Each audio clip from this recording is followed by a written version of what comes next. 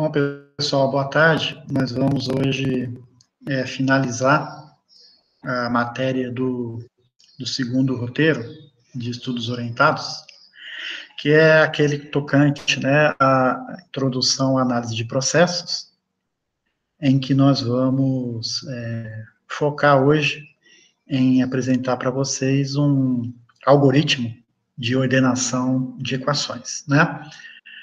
O que acontece? Quando a gente fala em análise de processos, né, a gente tem essas etapas que a gente tem que seguir, né? A gente tem as etapas preparatórias, que são reconhecer o processo, né? Quando a gente faz fluxograma, nós estamos reconhecendo o processo, né? Estamos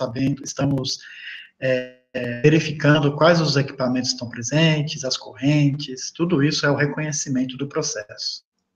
Quais são as variáveis conhecidas, quais são as incógnitas, né? Depois fazemos a modelagem matemática, então são aquelas equações, né, oriundas aí do balanço de massa, de energia, equações de restrição, equações de dimensionamento.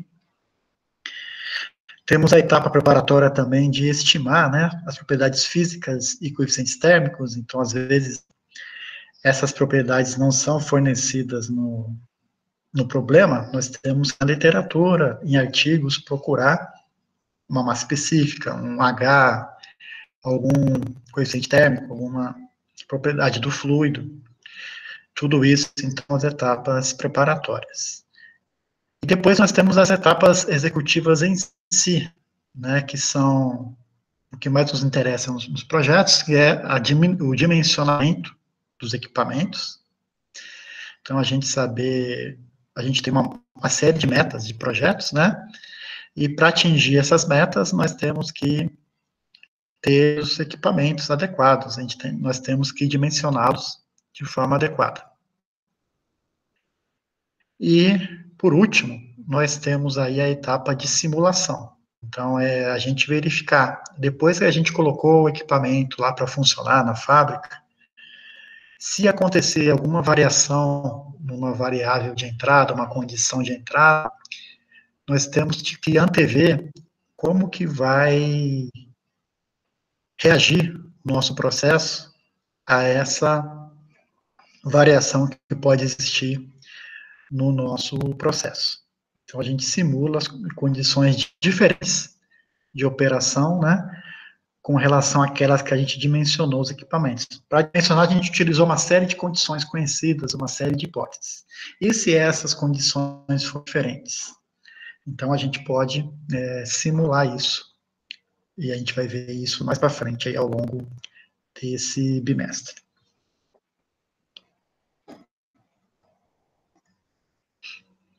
Então, como eu já falei, né, as etapas, nós estamos aí de reconhecimento do processo e modelagem matemática e estimar as propriedades físicas.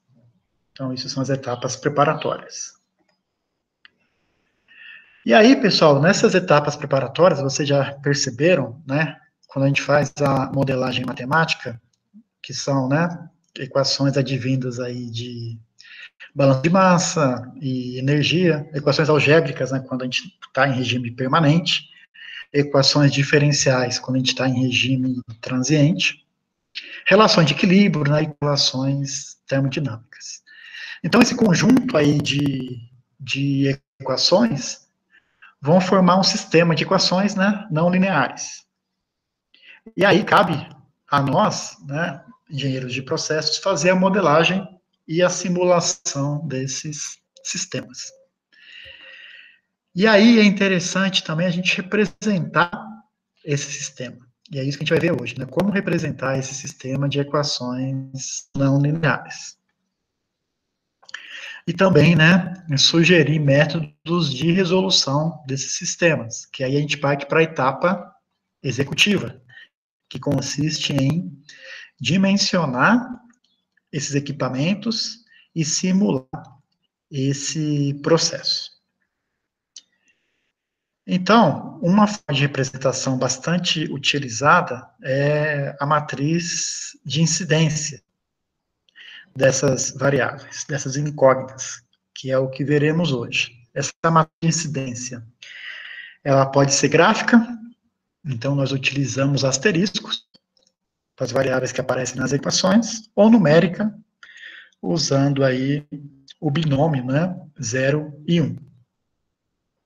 Para vocês, tá, para a gente simplificar, nós vamos apresentar só a matriz de incidência gráfica, que eu acho que é a mais apropriada aí do que a numérica.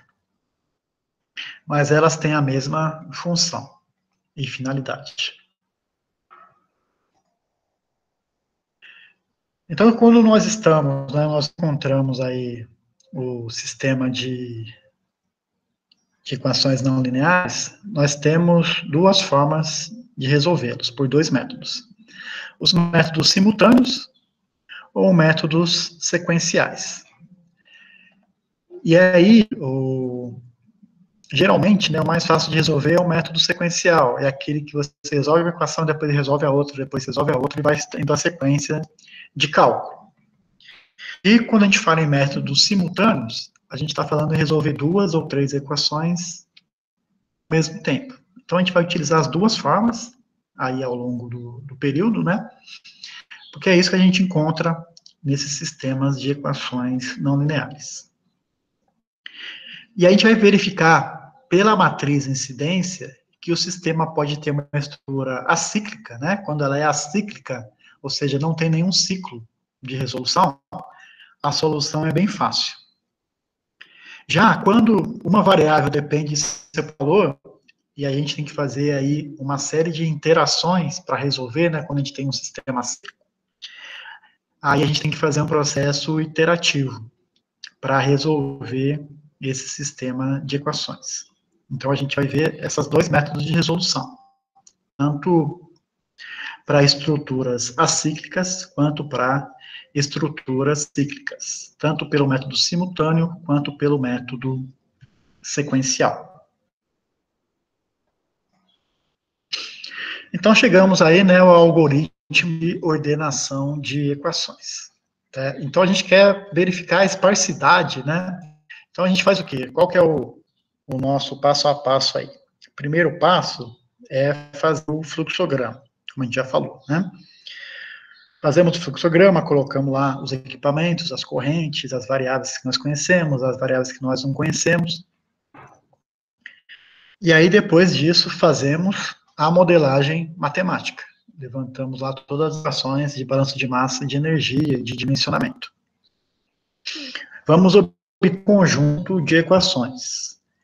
Esse conjunto nós vamos representar por uma matriz de incidência, tá? E aí depois que nós montamos a matriz, nós vamos aplicar o algoritmo, né? O algoritmo vai ficar para a gente, vai nos dizer qual será a sequência de cálculo daquele sistema. Qual equação vai ser resolvida primeiro, tá? Então, o que fala o algoritmo? Que toda equação que tem apenas uma incógnita única, será a primeira equação a ser resolvida no nosso sistema. Então, a gente vai montar uma sequência de cálculo, vai ter as posições das equações, qual que vai ser resolvida primeiro, né? E a primeira equação a ser resolvida vai ser aquela que tem apenas uma incógnita única. Então, isso. A gente vai identificando na matriz quais são as equações que têm apenas uma incógnita, e a gente vai colocando na primeira posição disponível da nossa sequência de cálculo. O segundo passo é a gente procurar aquelas variáveis que aparecem em apenas uma única equação. Então, ela só pode ser calculada por essa equação, obviamente. E então, a gente chama essas variáveis de variáveis de frequência unitária.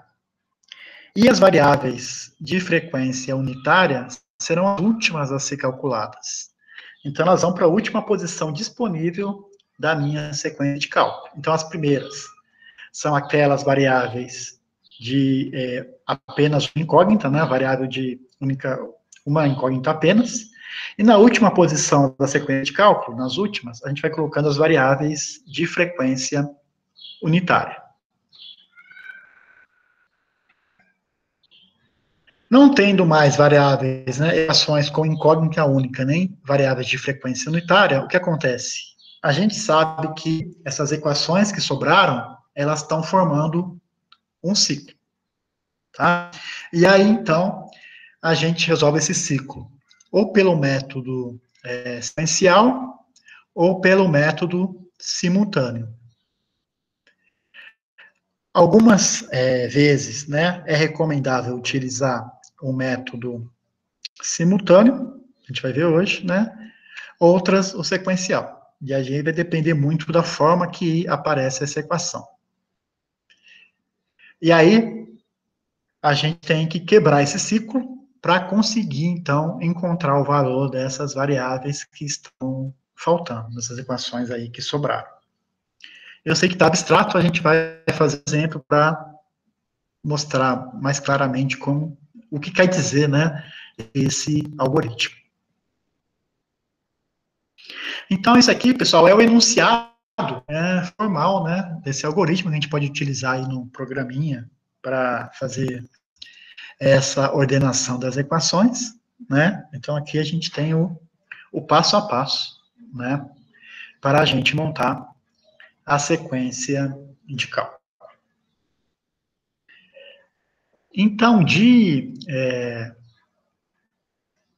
teoria, sim, só isso, né? Apresentar para vocês esse algoritmo e nós agora vamos aplicá-lo para ordenar as equações.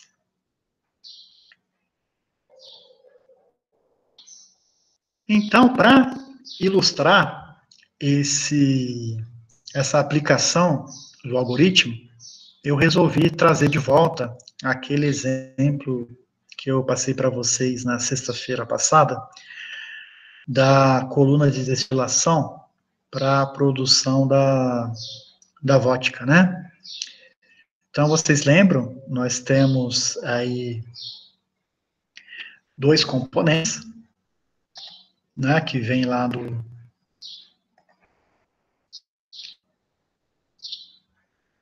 fermentado de cereais, né? Então, alimenta a coluna de destilação com esse fermentado, né, 5 toneladas por hora, com uma fração máxima de 8% de etanol. O que acontece nessa coluna? Evapora o etanol, que é mais volátil, né, 250 quilos por hora, com uma fração de etanol máxima de 0,9.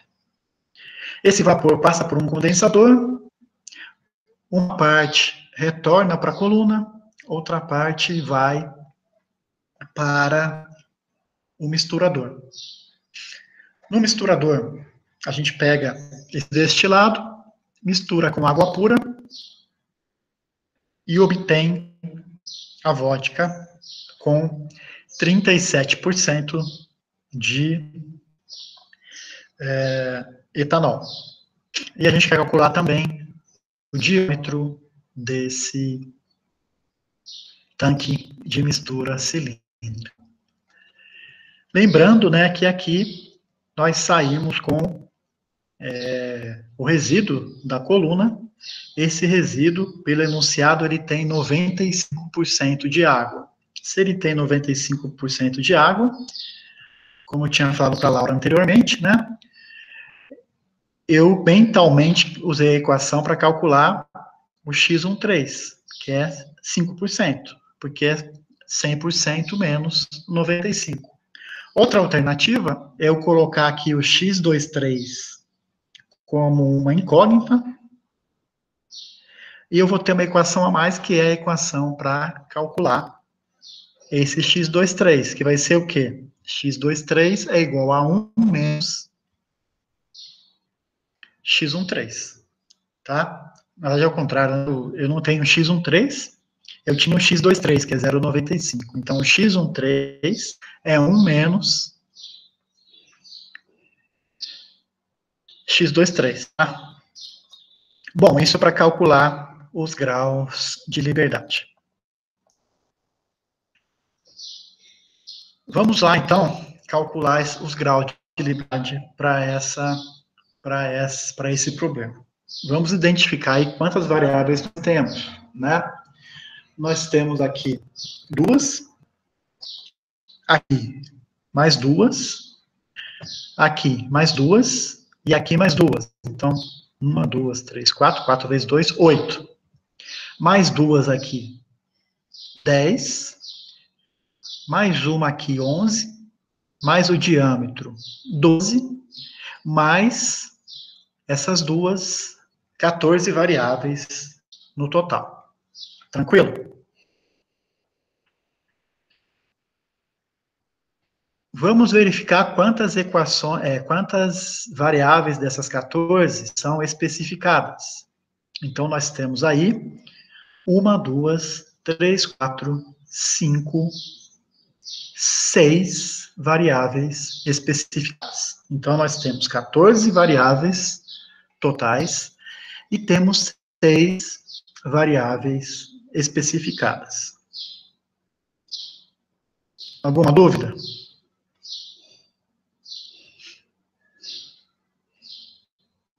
Então, 14 e 6. Só para reforçar de novo. Se eu tivesse posto x23 igual a 0,95 aqui, e eu quisesse calcular o x13, eu colocaria x13 com mais uma variável, eu ia para 15. Mas depois eu ia ter mais uma equação, que é a equação para calcular esse x23. Bom, vamos então agora para as equações, para a modelagem matemática desse exemplo aí. Então, como eu sugeri para vocês, vamos pegar o volume de controle, englobando aí, né, o condensador junto com, acoplando, né, o condensador com o destilador como um volume de controle só.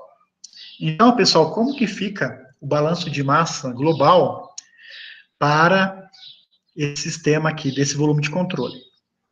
O que entra, W1, e o que sai do volume de controle é W5 e W3. Então, a primeira equação é W1 é igual a W3 mais W5. Eu fiz a global, né?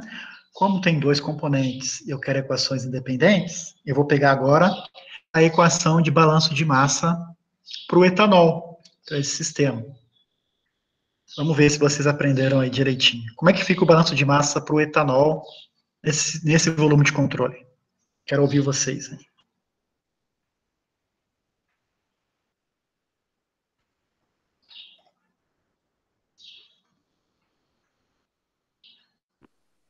W1 vezes X11 igual a W3, X1 vezes X13, mais W5 vezes X15.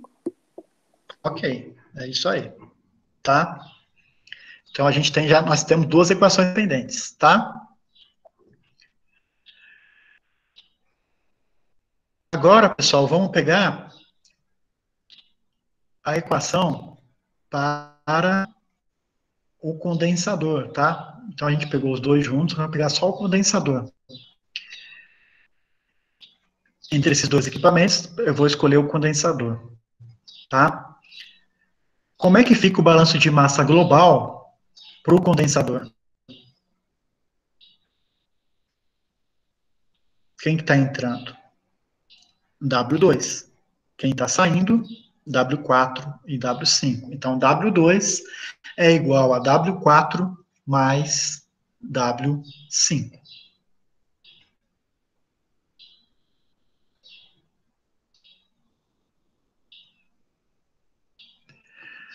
Balanço de massa do etanol.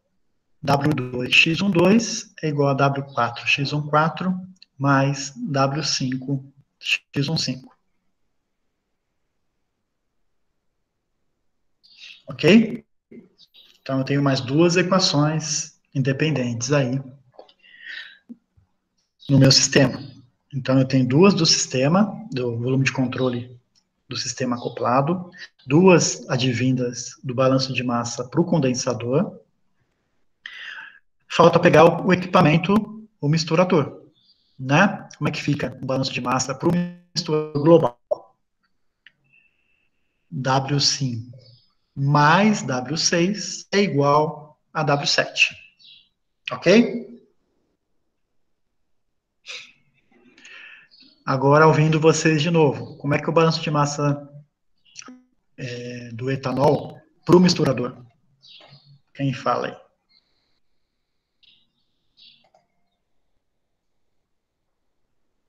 Estão acompanhando, né?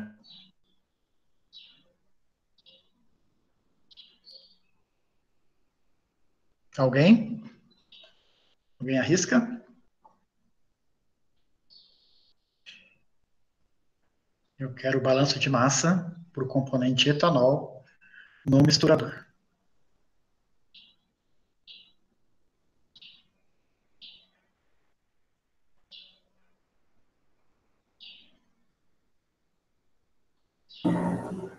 W5x15, que é igual ao W7x17.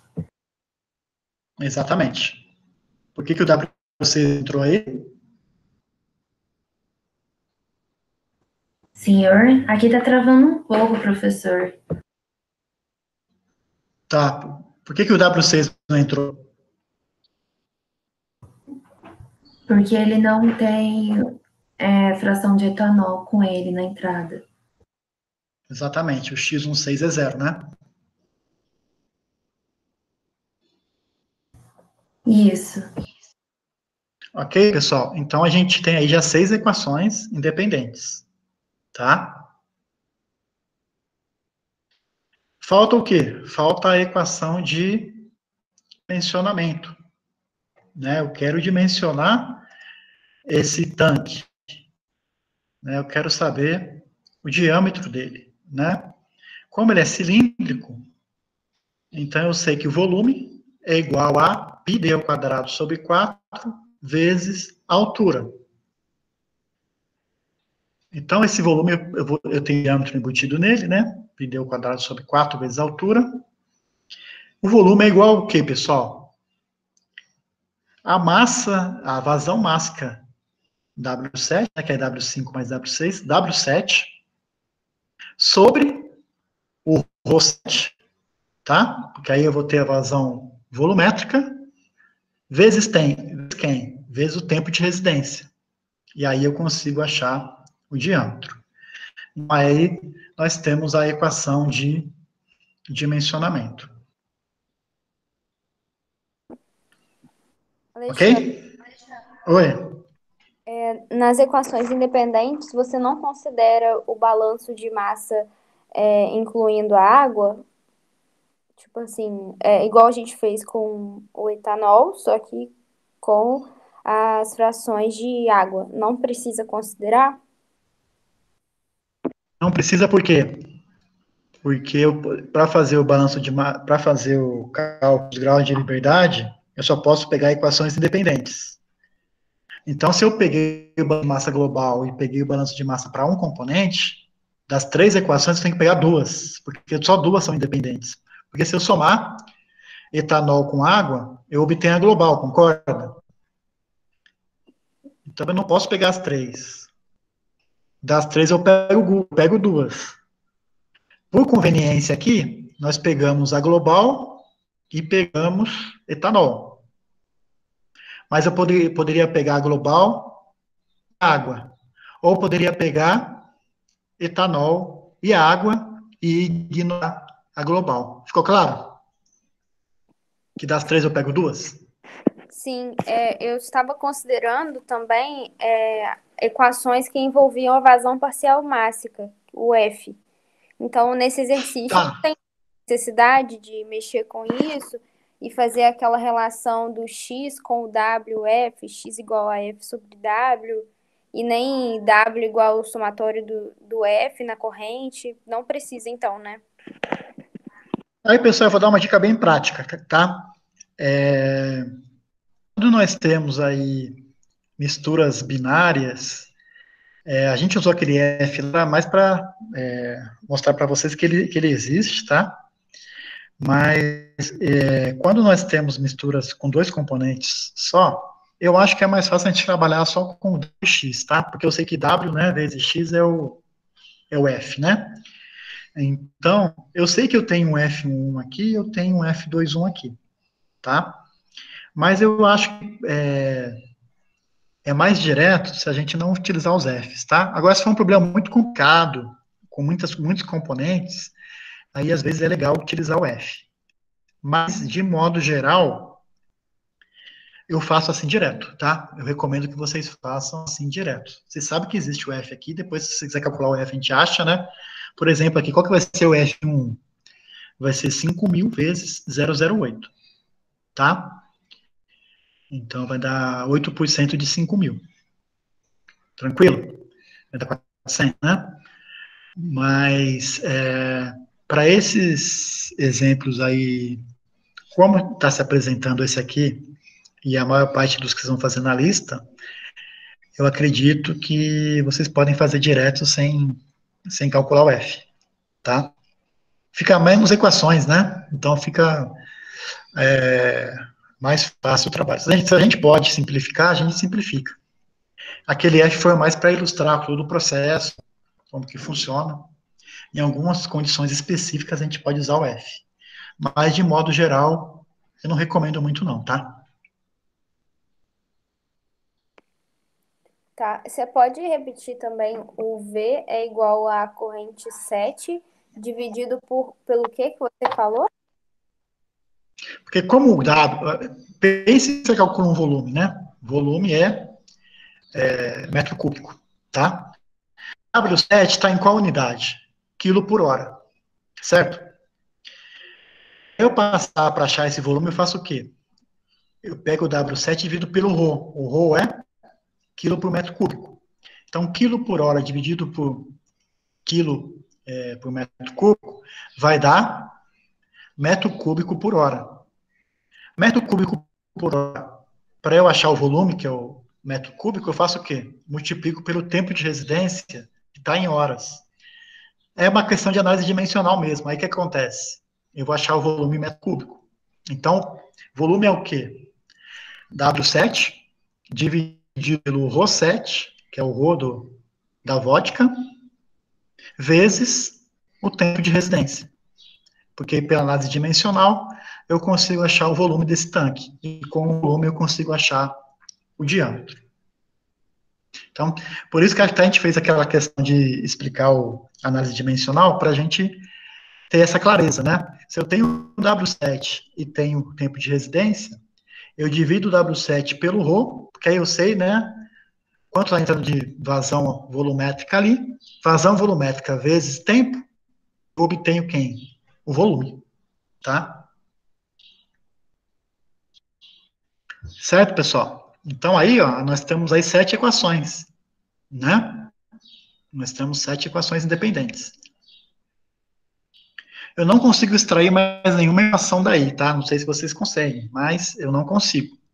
Então a gente fez as duas equações de balanço de massa do sistema, as duas do condensador, deram 4, as duas do misturador deram 6, e a equação de dimensionamento do tanque, 7 equações independentes. Eu consigo resolver?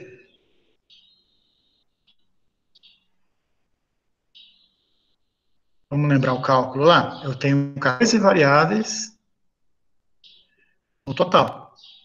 Eu tenho 6 variáveis especificadas. E eu tenho 7 equações.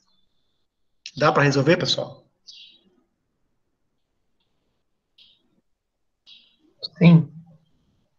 Qual deu essa conta aí? Sobrou um, mas tem infinitas possibilidades. Isso aí. Só que não tem não, tá, pessoal? Vou falar para vocês que esse exercício, na verdade, ele não tem grau de liberdade, tá? O que ele tem aí é uma percepção, digamos assim, tá? Da questão aí da engenharia. Né? Vamos analisar essa questão do condensador, pessoal. Vamos pensar aí como engenheiro, né? Olha, Aqui evaporou o etanol, certo? O etanol evaporou, 90% é etanol, 10% é água. Esse vapor, ele vai para um condensador. O condensador nada mais do que um trocador de calor, tá? Para quê?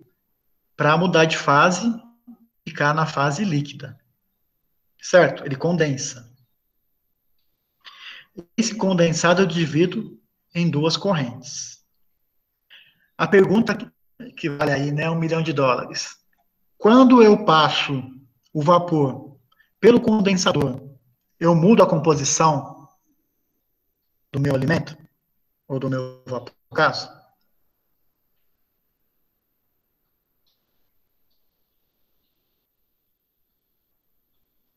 Entenderam a pergunta?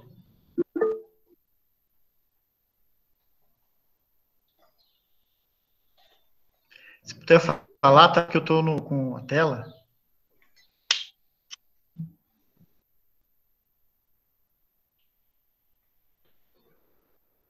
Muda a composição? Hã? Não muda. Né?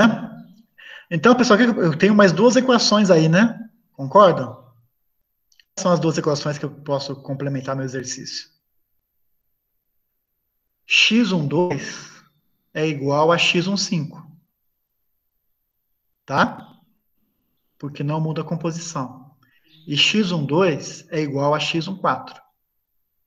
Então, agora eu tenho mais duas equações independentes. Agora eu fui para 9, né? Estão acompanhando aí?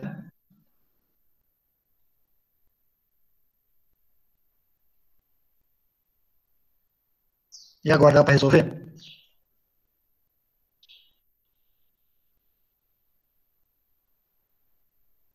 Agora não. Tá. Na teoria também não dá, né? Mas aí tem mais outra sutileza, né, pessoal? Vocês concordam que dessas 9, nós temos uma equação supérflua aí?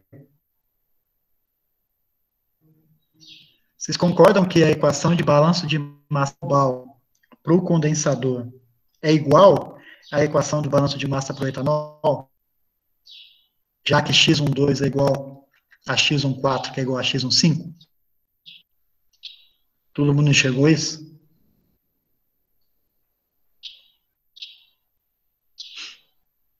Sim? Sim. Então, pessoal, finalmente chegamos a 8 equações. Né? Então, se eu tenho 14 variáveis, 6 especificadas e 8 equações independentes, meu G é igual a 0. Tá? Então, aqui. Então, aqui, tá? Nós temos aí as 8 equações independentes. Tá aqui, tá? Do volume que foi para vocês, ó. Aqui é Rho 7, tá? Eu vou dar vodka. Então, eu pego o W7 por Rho, multiplico pelo tempo de residência e vou ter o volume, né? O volume eu sei que é π ao quadrado sobre 4 vezes a altura. Então, da equação 8, eu consigo calcular o diâmetro do meu tanque de mistura. Tranquilo até aqui?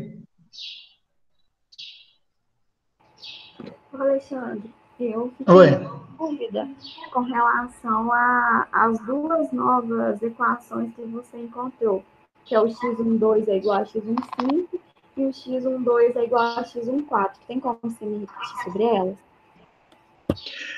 O que acontece é que você... vou voltar aqui, tá?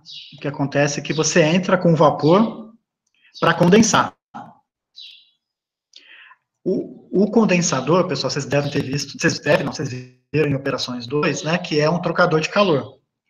E o trocador de calor, o objetivo dele é simplesmente trocar calor. Ele não muda a composição do vapor, tá? Ele apenas muda de fase. Então, se aqui tinha 90% de etanol, continua tendo 90% de etanol no condensado. E outra coisa, né, pessoal? Quando eu divido uma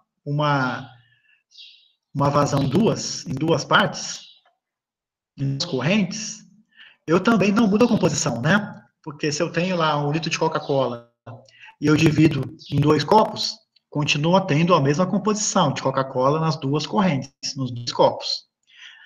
E a mesma coisa aqui, ó. Imaginem que a Coca-Cola estivesse congelada e você pega e transforma ela em líquido. Ela não vai mudar a composição. Aí a Coca-Cola não é um muito bom exemplo, porque tem gás carbônico aí, né? Mas pensem aí num vapor puro, né? Um etanol com água, que está um vapor, ele só muda de fase, vai para um condensado, tá? Indo para um condensado, continua tendo 90% de etanol aqui, só que na fase líquida. E quando eu divido em 2 correntes, o que acontece? A composição não muda, eu só separei em 2 correntes. Ficou claro? Era essa a dúvida? Ficou claro sim. Obrigada, Alexandre. Então é isso, pessoal. Aqui está o famoso sistema de equações não lineares. Por que eu falo não linear, né? É linear. Aí eu pego aqui o W1 menos W3 mais W5 igual a zero. Aqui é uma forma mais informal de apresentar essas equações. E agora eu vou montar a matriz de incidência gráfica. O que eu faço, pessoal? Para montar a matriz, eu tenho 8 equações. Então eu vou ter 8 linhas. E vou ter 8 colunas na minha matriz. Cada coluna, eu vou colocar as minhas incógnitas, as variáveis que eu não sei o valor, tá? Então, voltando lá para o nosso fluxograma, eu vou colocar nas colunas, tá? Na primeira coluna, por exemplo, eu vou colocar W3. Então, eu vou colocar W3, W4, W5, W6, W7. Depois eu vou colocar x14, x15 e diâmetro, tá? Aqui, pessoal, até surgiu para vocês, vamos fazer um sistema de 6 incógnitas só, né? Eu posso muito bem colocar aqui, ó, vamos pegar esse x14, colocar um fluxograma de vocês aí, já colocar como asterisco, tá? Porque eu sei que ele é igual a x1. É óbvio, tá? Então, eu posso colocar um asterisco no x14 aqui, e posso colocar um asterisco aqui no x15. Se eu fizer isso, o que acontece? Eu vou ter 8 especificadas e vou ter 6 equações. Entenderam? Então, aí eu posso simplesmente eliminar essa equação aqui e eliminar essa aqui. Por isso que eu falei no começo, né? Que depende de como eu monto o meu fluxograma. Dessa forma que eu coloquei aqui, colocando asterisco nessas duas aqui, ó, eu vou ter o quê? 8 especificadas, e eu vou precisar o quê? Apenas de 6 equações independentes. O G continua sendo 0, porque vai ser 14 menos 8 menos 6. Ficou claro para vocês?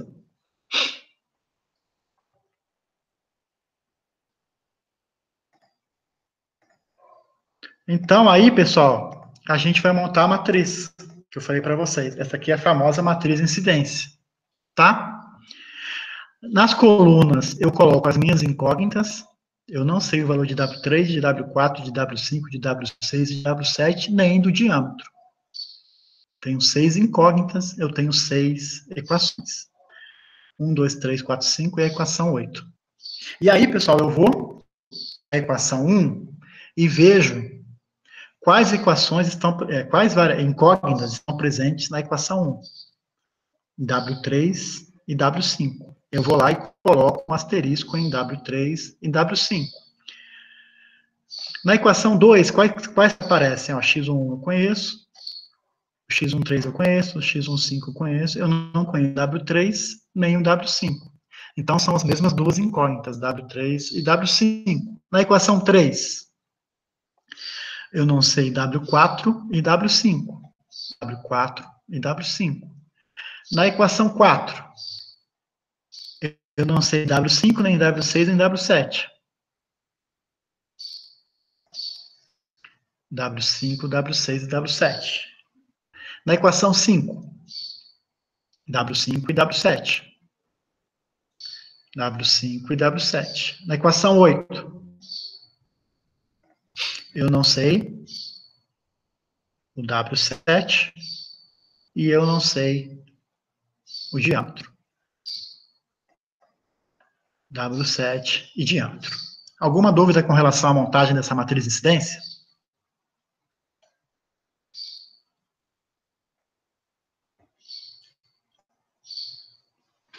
Tranquilo? Conseguiram fazer aí? Estão desenhando aí no papel? Estão acompanhando, pessoal?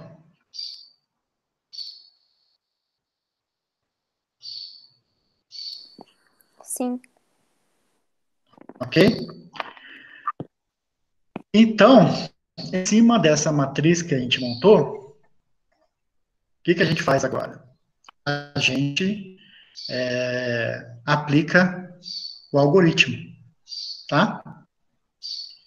Então, pessoal, vocês vão escrever o que no papel de vocês aí? Sequência de cálculo, tá? Vocês deixam, como eu tenho 6 equações para ordenar, vocês deixam 6 espaços aí, tá? Então, você coloca lá 1, 2, 3, 6 riscos, né? Para ordenar essas equações. E aí, a gente vai preencher agora essa sequência de cálculo aplicando o algoritmo. Então, até vou esconder aqui só para a gente, né, não ser influenciado, né?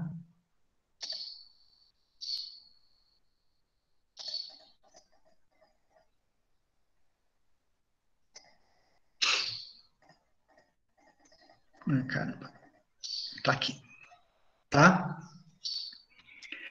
Então, qual que é o primeiro passo do algoritmo? Identificar se na matriz tem alguma equação que nós temos apenas uma incógnita. Então, pessoal, eu costumo falar, né? Vamos olhar, a gente olha na horizontal e vê se em alguma equação nós temos apenas uma incógnita. Nós temos?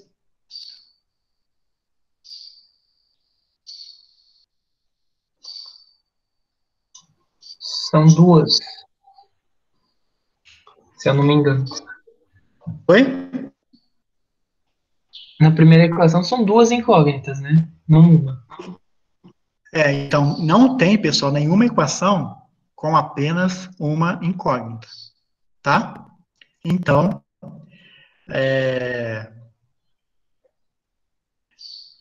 nós vamos para o segundo passo do algoritmo, tá? Que é verificar se em alguma equação tem aquelas incógnitas de frequência unitária. Ou seja, se alguma variável, tá, aparece em apenas uma equação. Nós temos, pessoal. Então, vamos relembrar. No primeiro passo, eu olho na horizontal. No segundo passo, pessoal, eu olho o quê?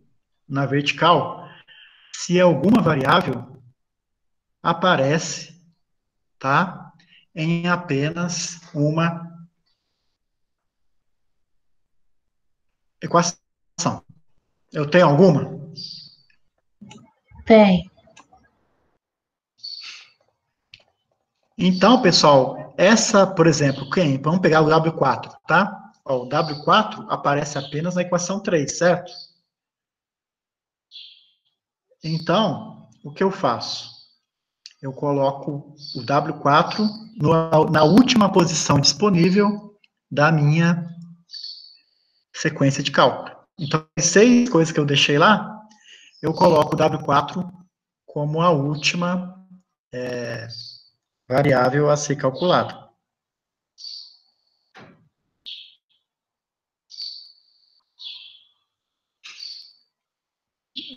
Aí colocar, por exemplo, o diâmetro. Aí, pessoal, eu posso colocar W4, W6 e diâmetro, tá? Ou posso deixar o diâmetro por último, depois o W6 e depois o W4. Tanto faz, tá? A sequência de cálculo pode ser diferente a minha da sua, mas a gente está aí orientando como é que vai ser essa ordem, tá? Então, pode colocar aí, né? O diâmetro por último, depois o W6 e depois o W4, um do outro, né? E as 3 primeiras posições estão vagas, né? Estão livres ainda, tá?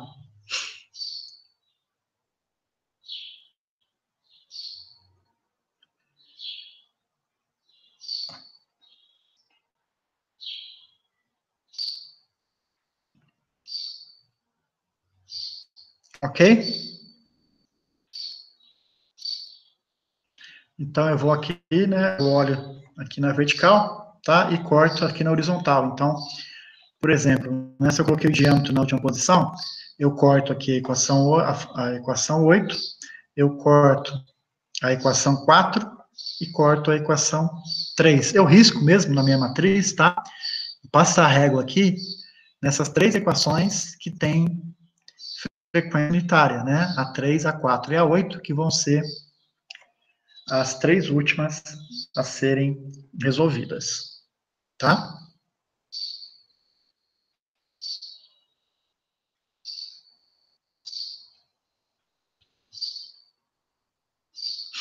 Aí sobrou na minha matriz, né? A1, A2 e a equação 4, tá?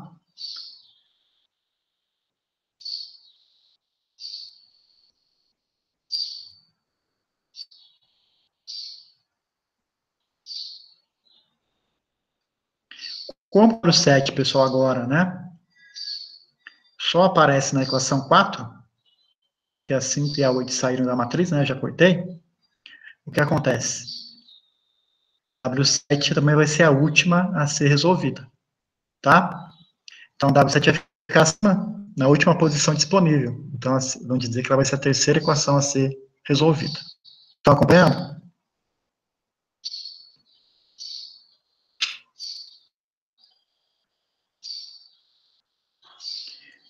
E aí, pessoal, sobrou isso aí, ó, a equação 1 e 2, né? O que acontece? Elas não têm, tá? Apenas uma incógnita, e elas não são frequência unitária. Então, eu vou para o terceiro passo do meu algoritmo, que é o quê? Elas formam um ciclo, eu tenho que resolver duas simultaneamente, tá? Eu vou resolver a equação 1 e 2 simultaneamente, e elas ficaram o quê? Nas primeiras posições da minha sequência de cálculo, tá? Então, pelo que a gente montou aqui, ficou diferente, né? Ficou W3 e W5 vão ser as duas primeiras resolvidas. Depois, ficou aí a equação 4, que eu vou obter, né? O W7, tá?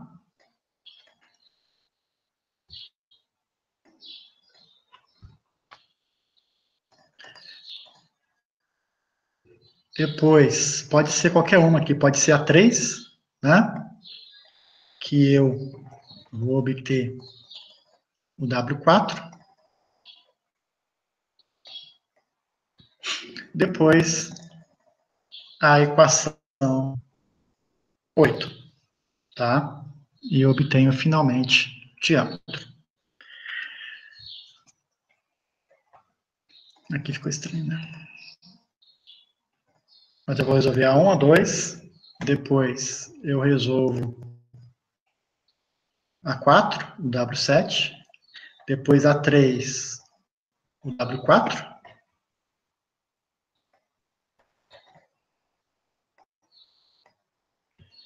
a 8 diâmetro, aí ficou faltando 1, 2, 3, 4, ficou faltando a 5, né? A 5, que é,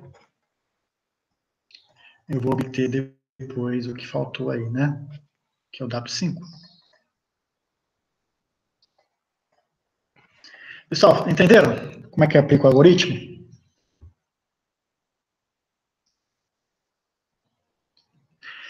Isso aí eu sei que vocês vão ter que fazer mesmo, tá? Praticar para entenderem melhor. Mas a ideia é essa, tá? Eu coloco aqui todas as minhas incógnitas e as minhas equações. E aí eu monto a matriz e vou vendo qual que eu posso resolver primeiro, aplicando o algoritmo. Alguma dúvida? Aí eu pego, pessoal, a equação 1 jogo na 2, né? Porque formou um ciclo.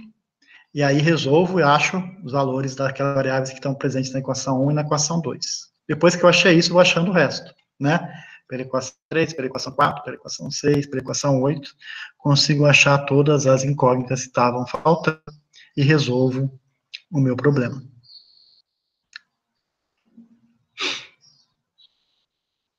Deu para entender?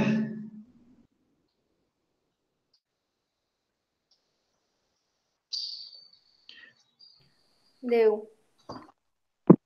Como eu deixei lá no campus virtual, pessoal, se vocês tiverem dúvidas ainda da aplicação da matriz, tem um livro do Berligeiro, tá?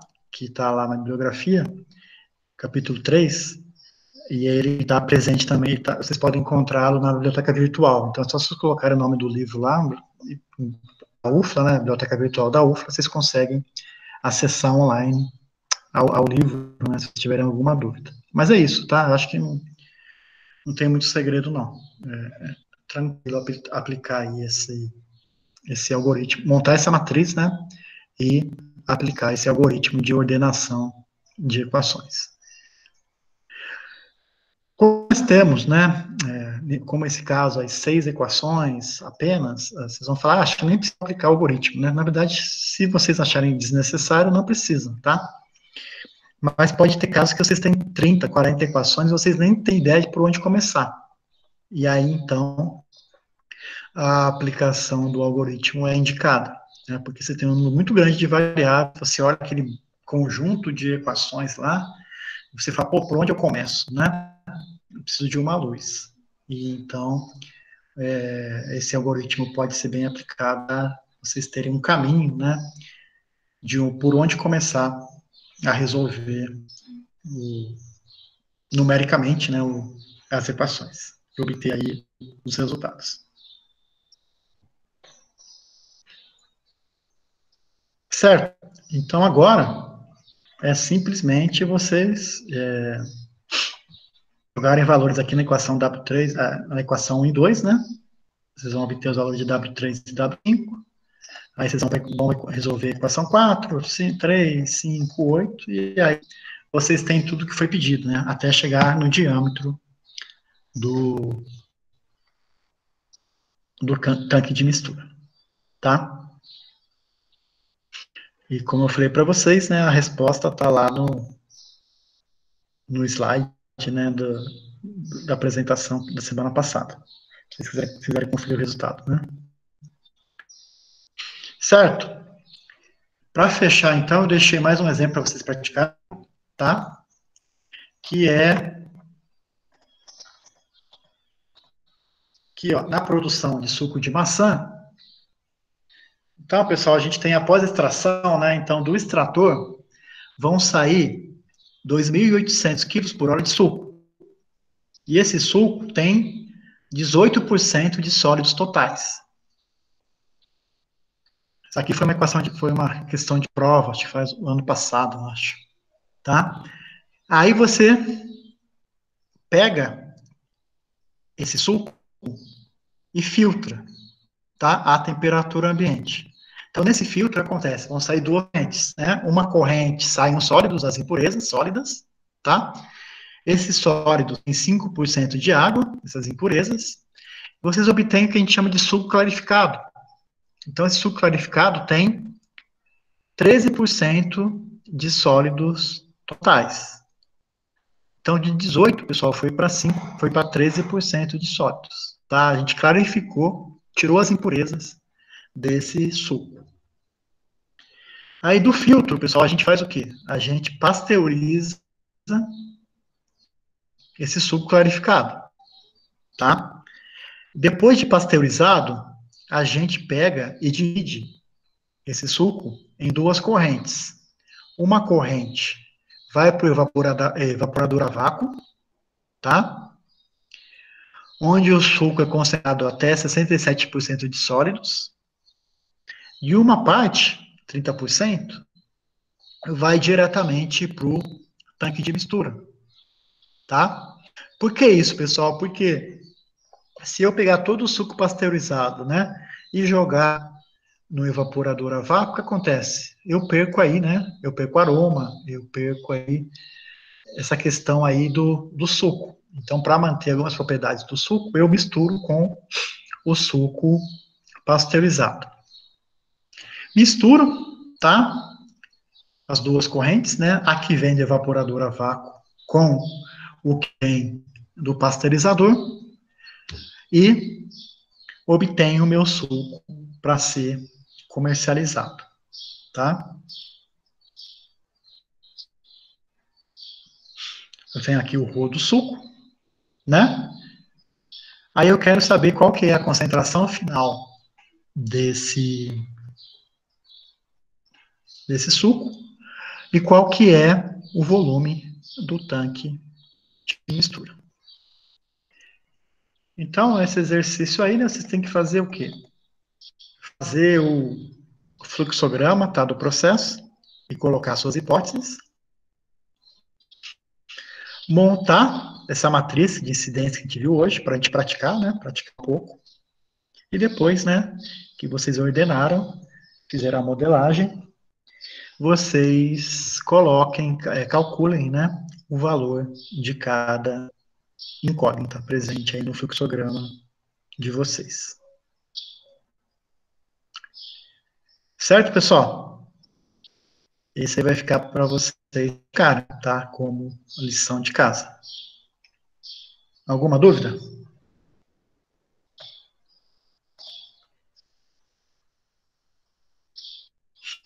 No momento, não. Tá. Então, pessoal, como eu sou bonzinho, tá? Eu vou deixar para vocês aí o fluxograma, ver se vocês imaginaram desse jeito mesmo, tá? Aqui, ó, deixa eu diminuir, né? Eu vou ter dois componentes, né? Eu vou ter sólidos e água, tá? Ó, tem o extrator, né? Mas daqui para tudo não importa. O que vai importar para mim é a partir da extração.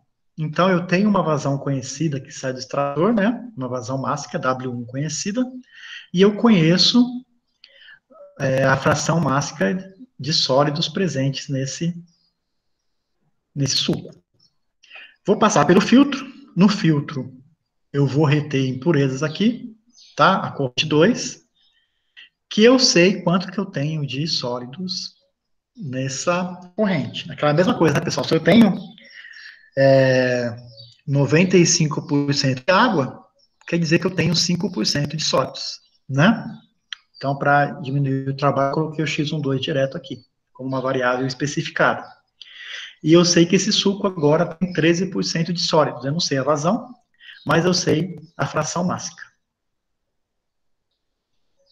Aí, pessoal, esse suco passa por um pasteurizador. E eu divido em duas correntes. Uma corrente vai para o evaporador a vácuo. No evaporador acontece o quê, pessoal? Eu evaporo água. E aí eu obtenho o suco concentrado. Faltou escrever aqui, né? W6, X16. Tá? E aqui, W7X17, que é aquela corrente que vai direto do pasteurizador para o tanque de mistura. No tanque de mistura, eu misturo as duas correntes, a que vem do pasteurizador com a que vem do evaporador, e obtenho o meu suco para ser comercializado. Tá? Deixa eu voltar no céu aqui para ver. Só aqui, ó, X16, tá? Eu sei o valor dele, né? Opa. O x16 é 67%, 0,67. Então, faltou aqui, não sei porque eu não vi aqui, né? Mas o W6, x16, o W6 não sei, mas o x16 é uma variável especificada, porque eu sei que ele concentra até 67%, tá? Foi assim que vocês imaginaram o fluxograma?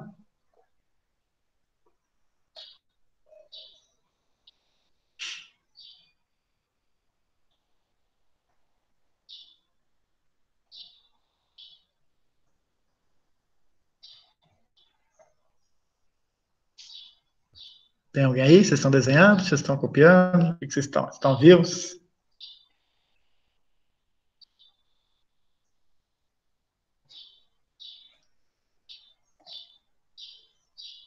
Tem alguém aí? Tá, joia. Então, pessoal, faltou lá, né? Lembrando aí, né? Faltou colocar o W6 e o X16 no desenho, tá? E o X16, eu vou colocar um asterisco. Não, é tranquilo, Reinaldo. Pode deixar que eu vou deixar essa tela aí para vocês, tá? Mas lembrando que faltou colocar o W6, que eu esqueci aí, W6, X16. E o X16, pessoal, coloquem um asterisco, porque é a variável especificada, tá? Eu sei que sai a 0,67, né, de sólidos depois que eu evaporo esse suco. Ok?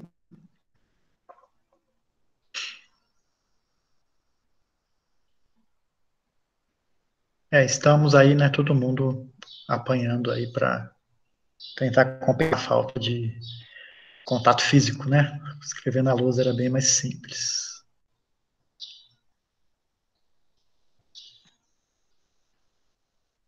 Então, pessoal, é pedido também que vocês coloquem, né? Deixa eu voltar ali. Coloquem as hipóteses. Aí eu quero a colaboração de vocês agora. Quais hipóteses eu posso adotar para esse exercício? Vamos ver se vocês estão craques. Alguém fala alguma hipótese aí plausível?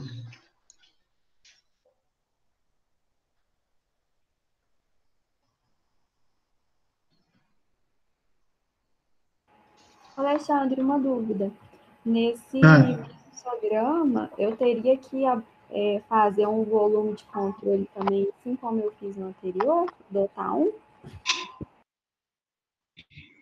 não, nesse exemplo aqui, qual que é a dica para do volume de controle? Quando você tem refluxo, tá? Uma corrente está voltando, ou quando você tem pés, bypass a gente vai ver mais para frente, nós não vimos ainda, quando uma corrente, ela passa por um equipamento, tá? E vai direto, ela bypassa, né?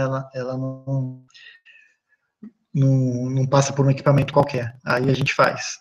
Nesse caso, não é necessário, não, tá? Ah, beleza.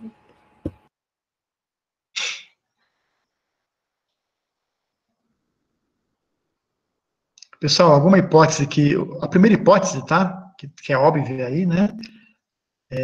Tanto que eu nem coloquei x15, por quê? Porque aí é bom escreverem, tá? Hipótese. A corrente 5 evapora 100% água. Porque se não for assim, o que acontece?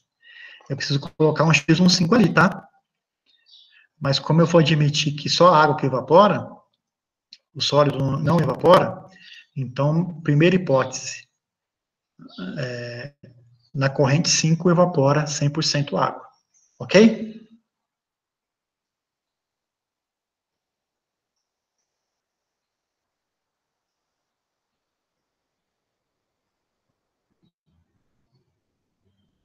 Tem mais alguma hipótese visível aí?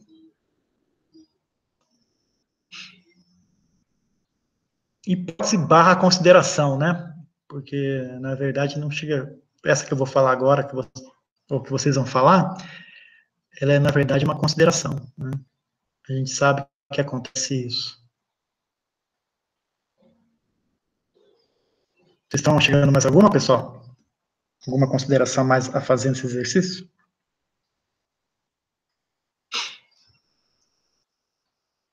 Vocês conseguiram copiar? Estão acompanhando?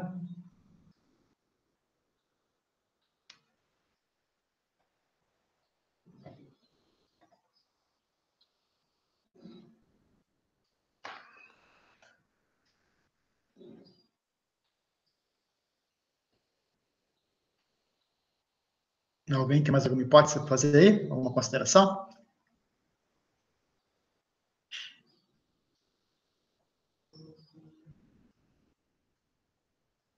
Alguém?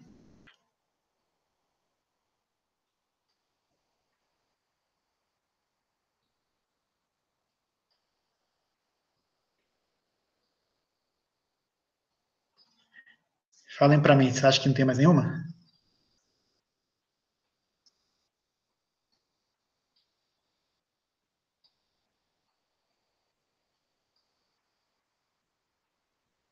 Pessoal, eu estou online ainda?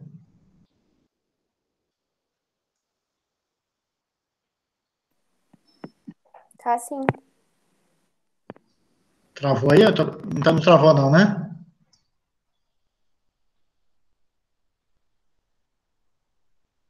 Tá. Acho que agora destravou, né? Pessoal, tem mais alguma consideração a fazer?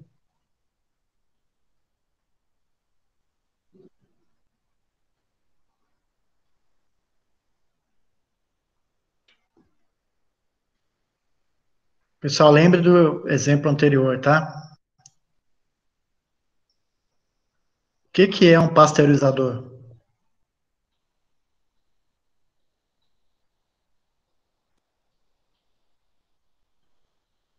Alguém sabe o que é um pasteurizador? O que ele faz?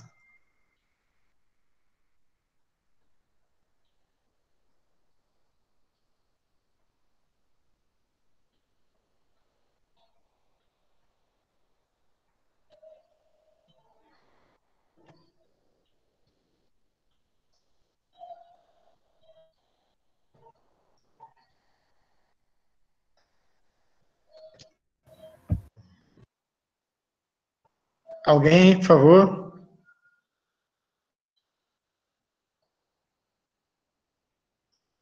O que faz um pasteurizador? Ele aquece o produto. Tá, a função dele é aquecer ou resfriar, né? No caso, aquecer, né?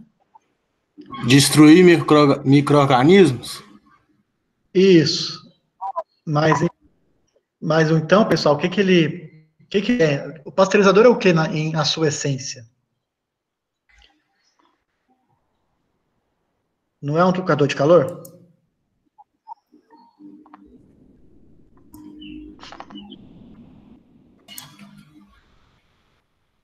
Então, pessoal, quando eu falo em pasteurizador... Oi? O pasteurizador, ele é um equipamento que ele possui a parede oca e, ao mesmo tempo que o produto ele está em alta temperatura, ele vai a partir dele ser elevado a essa temperatura, a temperatura dele também abaixa numa velocidade um pouco maior, por conta das paredes Então, então, o que acontece? Você tem uma troca de calor entre o fluido quente e o fluido, né? Exatamente. Então, você vai retirar esse calor aí desse fluido, né? Então, nada mais é do que um trocador de calor. Então, pessoal, o que eu posso falar desse exercício para vocês aqui, igual se ele é trocador de calor, o que eu posso dizer? É igual ao anterior, né? Que o x13 é igual a x14, que por sua vez é igual a x17, concorda?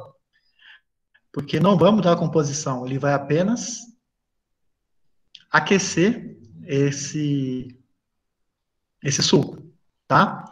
Então, vocês podem pôr um asterisco aqui, ó. Por quê? Põe lá na consideração, né? O trocador de calor, no caso o pasteurizador, não muda a composição do suco. Então, Ele só vai mudar em W8 quando a temperatura vai sair em temperatura mais baixa? não, acontece aqui, o que acontece aqui, ó. Ó, aqui você pasteurizou só. Então, o que aconteceu? Como só trocou o calor, eu posso dizer que x13 é igual a x4 e x13 é igual a x17. Então, eu posso pôr um asterisco aqui, posso pôr um asterisco aqui, tá? Por que que o x18 vai mudar? Porque você está misturando o x17 com o x16 aqui, né? Você está misturando sucos com concentrações diferentes, né? A hora que você for fazer o balanço de massa para o misturador, vai ficar como? W7x17 mais W6x16 é igual a W8x18, concorda? Sim. Então, obviamente a hora que você mistura sucos com concentrações de sólidos diferentes, você vai obter um suco com uma concentração de sólidos intermediária, né? Entre x17 e x16. O quê? Aqui está um suco bem concentrado, né? Ele está com 67%. O x13, eu não lembro, acho que era 18, 13. Vamos ver anunciado aqui, ó. Tinha 13%. Então, você está misturando um suco com 13%, que é o x17, com um suco com 67% de sólidos. Qual que vai ser a ideia, então? Quando a gente fala para ter um resultado crítico, né? Quando eu calculo o x8, ele deve estar no meio do caminho aí, né? Entre x17 e x16. Ok? Está diluindo, né? Você está misturando duas correntes, certo? Tranquilo, pessoal? Tranquilo. Tá? Qual é a ideia, então? Vocês vão ter aí, ó, se vocês colocarem o x14 e o x17 como especificado, nós vamos ter quantas incógnitas? 1, 2, 3, 4, 5, 6, que aqui tem o W6, né? 7, 8, mais o volume, 9. Acho que são 9 incógnitas aí, tá? Eu não contei errado. Ah, não, x14 não conta, né? Então é 1, 2, 3, 4, 5, 6, W6, 7, volume 8, 8, tá? Bom, vocês vão fazer em casa aí depois, né? Aí depois a gente pode discutir lá no fórum, ou na sexta-feira, que vai ser mais sexta-feira, pessoal, mais para esclarecer aí o que vocês fizeram durante essas 2 semanas aí, e eu depois disponibilizar para vocês a lista, né? Que vai ter exercícios tanto de balanço de massa em regime transiente, quanto esses de permanente. Certo? Alguma dúvida?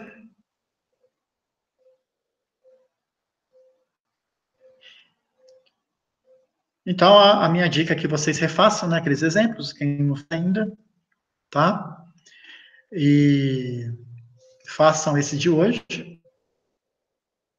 Montem a matriz, vê se tem alguma dúvida na hora de montar a matriz, depois aplicam o algoritmo, vê se tem alguma dúvida de aplicar o algoritmo. E é isso, a matéria não é difícil não, é bem tranquilo, tá? Tem que ser um pouco metódico às vezes, mas não tem nada de outro mundo não, é tudo sossegado, é tudo que vocês já viram. Na verdade, é um grande apanhado, né, dos conhecimentos que vocês tiveram aí ao longo do curso de vocês. Tá?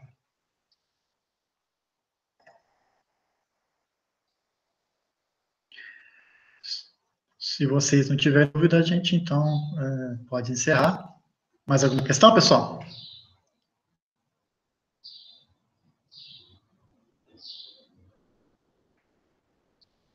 Então, bom resto de semana aí. Nos encontramos na sexta-feira, com aquele link de sexta-feira, tá? Que é diferente do link de hoje. Tem 2 links, o de quarta e o de sexta. Utilizem, por favor, o de sexta. Até mais, então. Boa semana para todos.